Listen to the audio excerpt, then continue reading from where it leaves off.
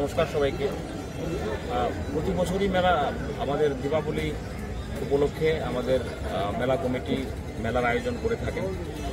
তো সারা ভারতবর্ষ জুড়ে নর্থ ইন্ডিয়াতে বিশেষ করে দীপাবলিতে লক্ষ্মী পুজো হয়, আর আমাদের উত্তর পূর্বাঞ্চলে আমরা মা কালীর আরাধনায় প্রতীক হই। তো অন্যান্য বছরের মতো এবারও আমাদের মেলা কমিটির পক্ষ থেকে মেলার আয়োজন করা হয়েছে। তো এই 3 দিনের মেলা হবে। মাননীয় মুখ্যমন্ত্রী প্রফেসর মানিক সাহাজি ওনার হাত ধরে মেলার শুভ উদ্ঘাটন হবে।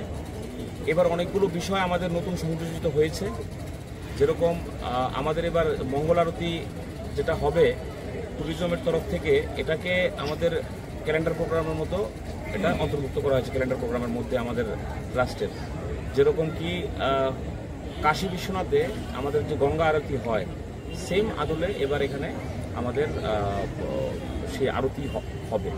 বাইরে থেকে পুরোহিতরা আসবেন, সেখানে মোদিজি বা অন্যান্যরা গেলে যারা ওখানে আরতি করেন তারাই এখানে আসবেন, এবং সেটা 3 দিন হবে। এবং এই দীপাবলিতে এটার শুভ সূচনা হবে। ত্রিপুরাবাসীর কল্যাণে এই আরতি করা হবে, এবং কল্যাণ সাগর এই সরোবরের নাম, তো কল্যাণ আরতি তার নাম দেওয়া হয়েছে। ফ্রাইডে, স্যাটারডে, সানডে, উইকেন্ডে এই আরতি দীপাবলির পরেও এটা জারি থাকবে।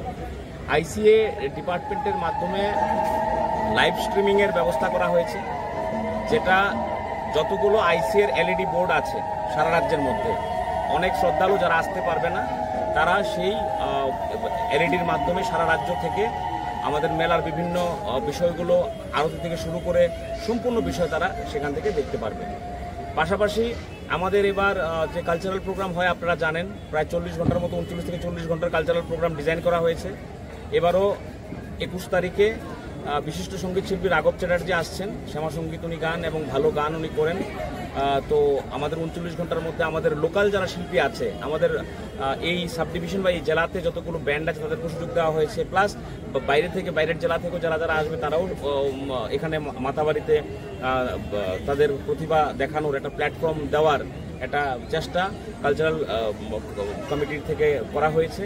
পাশাপাশি আলোকসজ্জা আপনারা দেখবেন যে অন্যান্য বারের তুলনায় অনেকটা আমরা চেষ্টা করেছি আলোকসজ্জাটা ভালো করার। আমাদের ব্রহ্মাবাড়িতে গেট লেগেছে, এবং মেইন একটা গেট আমাদের সুভাষ যে ব্রিজ সেখানে হবে। এখান থেকে আমাদের চন্দ্রপুর কলোনি 7 নম্বর পর্যন্ত আরেকটা গেট হবে, মাঝে অনেকগুলো গেট থাকবে। প্লাস আমরা যে টুনি লাইট দিয়ে যেভাবে সাজানো হয়েছিল গতবার, এবারও সেটা করা হচ্ছে। পাশাপাশি যেহেতু মন্দির চত্বর দীর্ঘদিন যাবৎ আমাদের একটা প্রত্যাশা ছিল যে কনস্ট্রাকশন চলছিল, তো মন্দির পরিসর কিন্তু অন্যান্যবার এতটা বড় হয়নি। তো এবার আরেকটা প্রধান আকর্ষণ, মায়ের মন্দির উন্মুক্ত করা হয়েছে, পুনর্নির্মাণ, সেটা মোদিজির হাত ধরে সেটা উদ্বোধন হয়েছে। বিশাল বড় মন্দির পরিসর হয়েছে, এটাও দেখা একটা বড়। নর্থ ইস্টের বিভিন্ন জায়গা থেকে আমার কাছেও ফোন এসেছে, বিশেষ করে করিমগঞ্জ থেকে, শিলচর থেকে, এবং